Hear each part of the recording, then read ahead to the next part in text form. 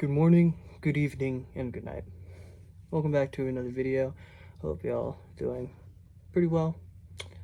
Just wanted to say thank you so much for the last video. The support has been very helpful. Very thankful for y'all.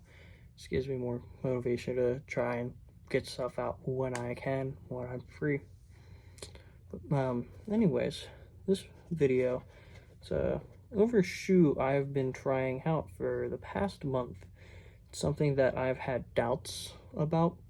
I haven't heard the greatest things. I've heard either, like, oh, this shoe is great, you must buy it, especially the price it's at. And then I've heard it's absolute garbage compared to everything else you could buy at the price it's at. And the third problem is this off the courts issue. And if you couldn't guess who it is by now, it's Ja. Ja Morant's signature shoes, #1. The one I specifically have is his Halloween version. You can tell by little skeleton hands, or that might be zombie hands, I really don't know. And the green hue it has, I'm not sure how well it shows it here, but this is a very, very bright green. So, I guess the #1 thing I should start off with is sizing for this shoe. Sizing is... it's not like easy. It's not going to be the weirdest thing where it's like, oh, you're size 12, you should buy a size 15, This is going to be, for most people, true to size. If you have wide feet, or you have an extra toe or something like that, you're going to go up half a size and you will be fine. Now, traction. I want to start with traction because that's one of the few things I have really enjoyed about these. I wouldn't say enjoy because, like, I've had problems with it.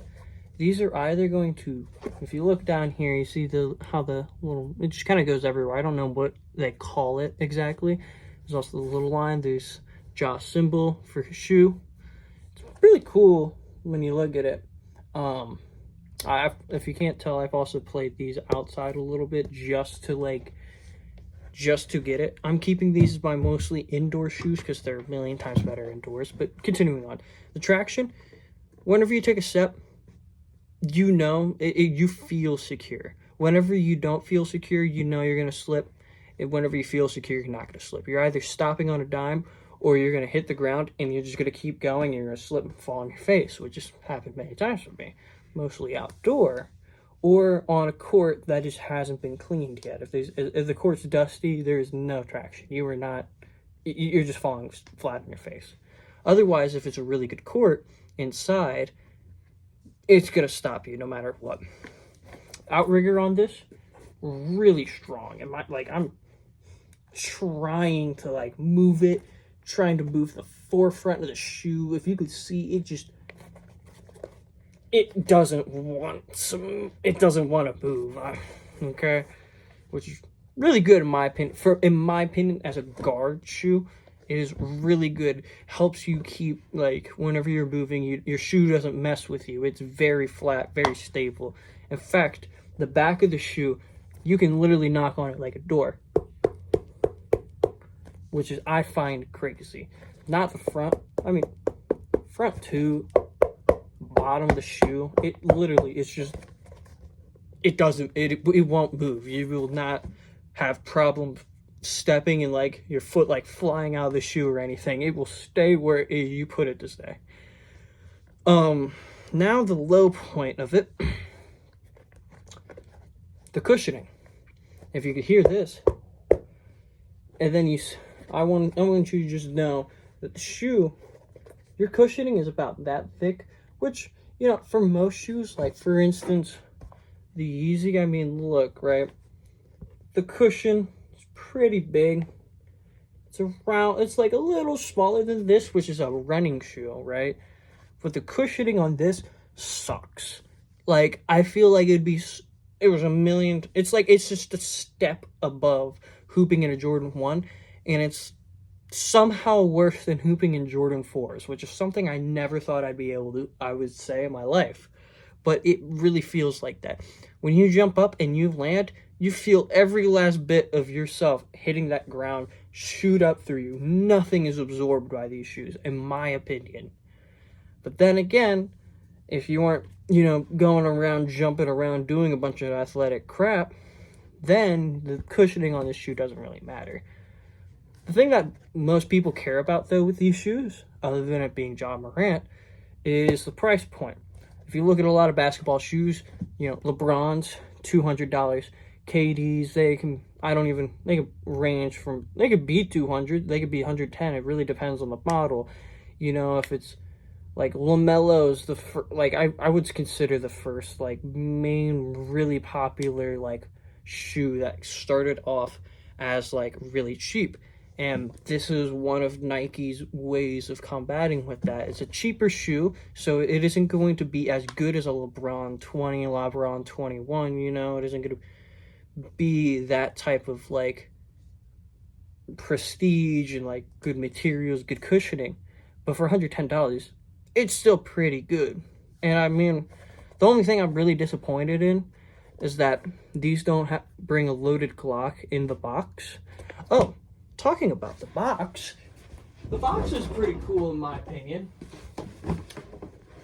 It's nothing crazy. If you look at the top, this is for, I believe, every John Morant shoe.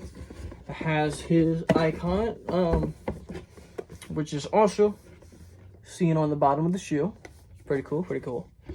You know, look on the back, just a little check. Side, little check. I believe this is 12. I think this is on all of them. If it isn't, you could tell me in the comments. But I believe this is all of them, mainly for his number 12. Over here, you know, normal stuff. See, 12 again. Pretty sure it's just for his number. I have a size 12, 13.5 in women's. This was from Foot Locker because they put a sticker on it. I haven't taken it off. On this side, it says John Morant. If you lift it up, it still says John Morant. Inside of the box, it's just empty. The only thing I have in here is a little, like, laundry mat thing, and I keep it in there so the box smells nice. Laces, nothing crazy. There isn't any, like, extra holes. Whenever you get them, they're laced up all the way. You can't do, like, a runner's loop or anything like that. Little Nike tag here moves around. I don't know if that bothers anybody. It hasn't done anything for me. It hasn't, like, caught on to something. I don't believe there's any problem there. See on the back here. I don't know if it says it, but on the back here, it says Morant. I just don't know if y'all could see that. On the tongue for each of these, specifically for the Halloween colorway, the tongue is different on each one. The inside, however, is the same. If y'all wanted to see the inside, this is what it looks like. Shows his number. Just has his initials there.